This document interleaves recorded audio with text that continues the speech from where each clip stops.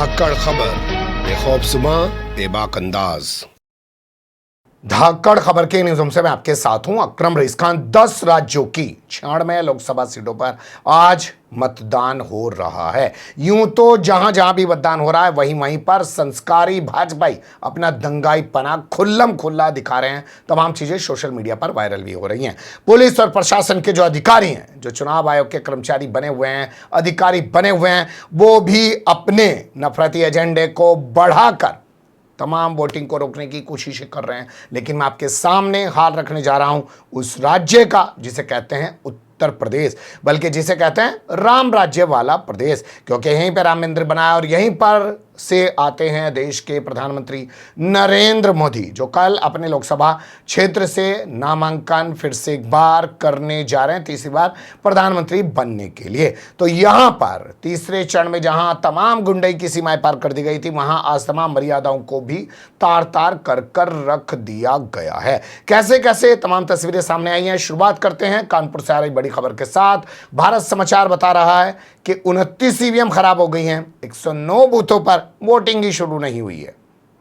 तो देखिए 29 EVM machine खराब होने की खबर सामने आ रही है। अवनीश हमारे सहयोगी जुड़ गए हैं। अवनीश, 29 ईवीएम मशीनें खराब हो गई हैं, ये एक तरीके की लापरवाही कहीं ना कहीं नजर आ रही है क्या? देखिए, इस पूरी ईवीएम जो खराब हुई, सबसे ज्यादा अकबरपुर लोकसभा सीट की जो पनकी, गंगागंज इलाके, बिठू इलाके, इन इलाकों में खराब हुई। और इस बात की जानकारी जो गठबंधन के प्रत्याशी है राजा रामपाल ने, इन्होंने ट्वीट करके इलेक्शन कमीशन को इस जानकारी दी और ये भी कहा है कि लगभग 109 मतदान केंद्रों पर जो टेस्टिंग होती है वो टेस्टिंग काफी देर शुरू हुई। सुन लिया आपने। अब ये क्यों किया जा रहा है इसके बारे में ज्यादा डिटेल में जाने की जरूरत नहीं है। आप लोग समझ सकते हैं, जहां पर इनके खिलाफ वोट पड़ना है वहां पर ये वोट नहीं डलने देंगे, और जहां पर इनके खिलाफ वोट होना है वहां पर ये ईवीएम खराब कर देंगे। आज तक ये नहीं बताते हैं कि ईवीएम में क्या सही किया जाता है और असल में खराबी क्या होती है।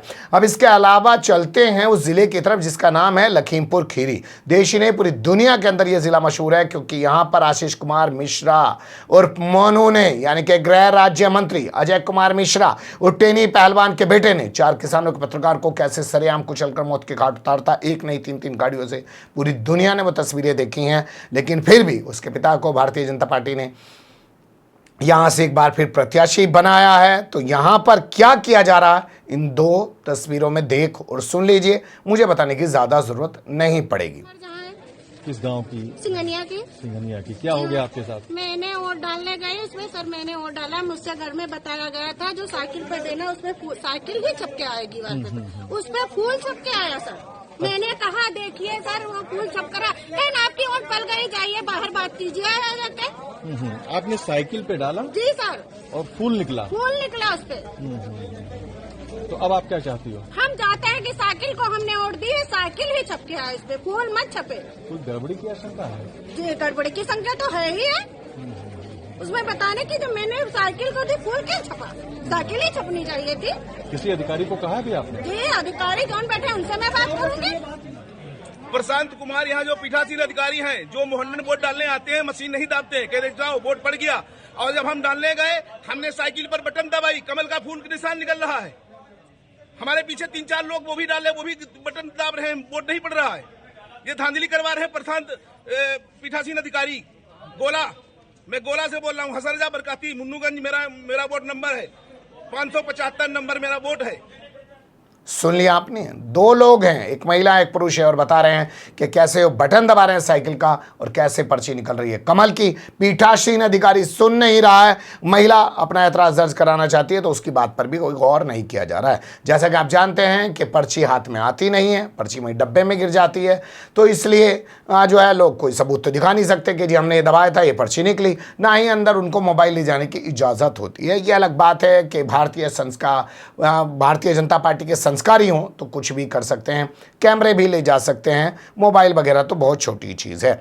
अब आपके सामने हाल रखते हैं कन्नौज का। तो कन्नौज का ये पहला वीडियो देखिए जिसमें बताया जा रहा है कि वहाँ के सांसद सुब्रत पाठक का जो है भाई है छोटू पाठक।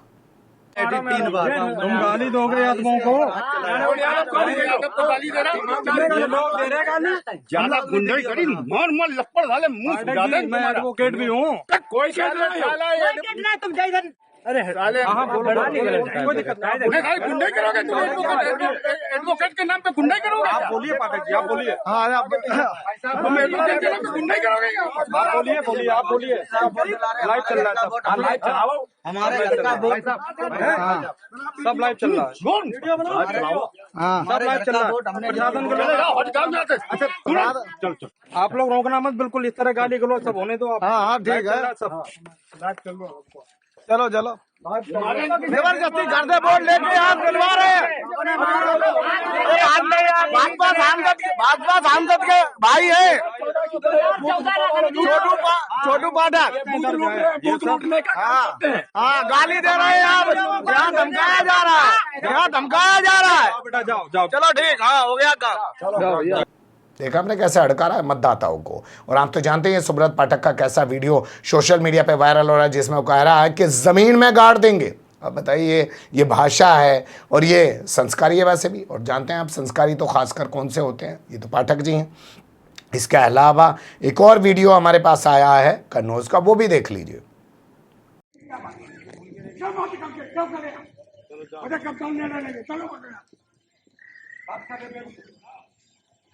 पर्ची चेक करने का अधिकार आपको थोड़ी है।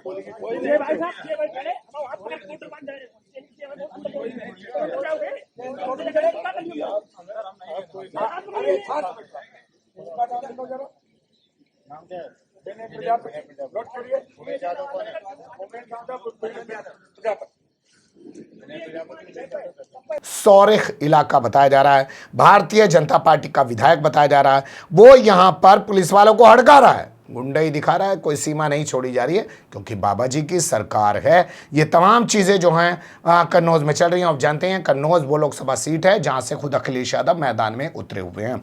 तो ये संस्कारी जो दावे कर रहे थे कि जीत जाएंगे, तो गुंडाई क्यों दिखा रहे हो भाई? अगर इतना ही भरोसा है खुद पर, तो ये सब करने की जरूरत क्या पड़ी है? फर्रुखाबाद का जिक्र कर लेते हैं। जी हाँ, फर्रुखाबाद का ये वीडियो देख लीजिए। मामला क्या विवाद है? बूथ संख्या 349 अलीगंज विधानसभा लोकसभा फर्रुखाबाद का ये कतरागंज बूथ है, जहाँ पर ये बगल का नगला भग्गू है। और भग्गू नगला के लोग साकी समाज के हैं और उसमें राजपूत समाज के लोधी राजपूत समाज के। तो सुबह ना तो हमारा कोई एजेंट बनने दिया, और जब यहाँ से लोग गए तो उनको मारा गया। दहशत इस प्रकार की है कि कोई भी वहाँ वोट डालने के लिए नहीं गया, क्योंकि बगल के खेत में मक्का के खेत खड़े हुए हैं, उसमें लोग मैं असलों के तैनात हैं और उन्होंने कह दिया है कि इस गांव में कोई वोट नहीं पड़ेगा। इसलिए मैं शासन प्रशासन से अनुरोध करता हूं कि पहले तो सबसे पहले यहाँ पर अभी बज गए करीब 11:15। अभी अगर तुरंत आके यहाँ पर फोर्स आए और फोर्स आने के साथ में ये जो हमारे वोटर्स हैं ये अपना मतदान कर पाएं। अगर नहीं आए तो हम अनुरोध करेंगे कि यहाँ की जो पोल है वो रीपोल किया जाए। ये फर्रुखाबाद के अलीगंज इलाके का वीडियो है। मुस्लिम बाहुल्य इलाके हैं या ओबीसी बाहुल्य इलाके हैं, वहाँ पर वोटिंग नहीं होने दी जा रही है, वहाँ पर वोट नहीं डलने दिए जा रहे हैं, लोगों को भगाया जा रहा है, कहा जा रहा है कि तुम यहाँ से चले जाओ, तुम्हारे यहाँ पे वोट नहीं। ये तमाम तरीके के आरोप वहाँ पर लग रहे हैं कि भाजपा साक्य समुदाय के लोगों को, साक्य कम्युनिटी के लोगों को वोट नहीं डालने दे रहे हैं। इसके अलावा यहाँ का एक वीडियो और वायरल हो रहा है, जो सुन लीजिए और देख लीजिए, खुद ही पता चल जाएगा। कागज मैंने दिखाए तो मुझसे पहले यही कह दिया गया कि आप जाइए, अच्छा यही होगा। तो फिर उन्होंने विनय की तो उन्होंने मुझसे कागज ले लिए, फार्म ले लिया और आधार कार्ड ले लिया और फोटो ले लिया और कह दिया आप तुम जाइए, 12 बजे के बाद आना। बोले 12 बजे के बाद पड़ ही जाएंगे वोट, फिर कौन जाएगा मेरे गांव का? कितने वोट हैं आपके गांव के? 350 वोट होंगे, 350 वोट होंगे। एक भी वोट उन्होंने डालने नहीं दिया। हम साइकिल के समर्थक हैं। 500 वोट है, 500 वोट समझाने गए, ये हमारे प्रधान जी हैं, समझाने गए उनको। क्या नाम है आपका? कहाँ के निवासी हैं आप? क्या समस्या है आपकी जनता की?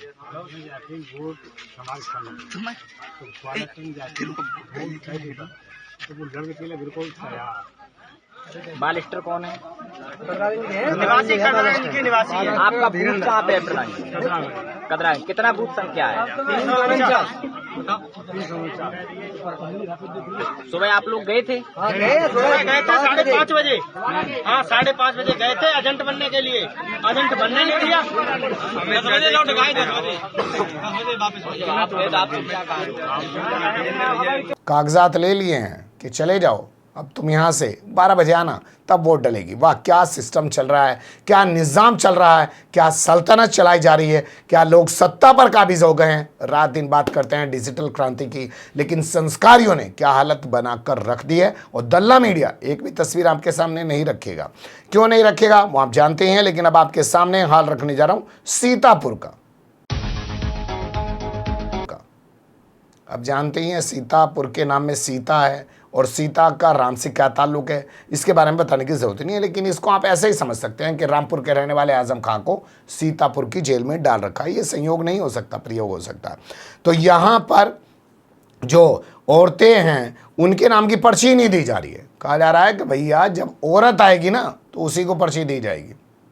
लेने के लिए वहाँ पर पर्ची लेने जाते हैं। अब घर वाले जब पर्ची मिलेगी तभी तो वहाँ वोट डालने जाएंगे।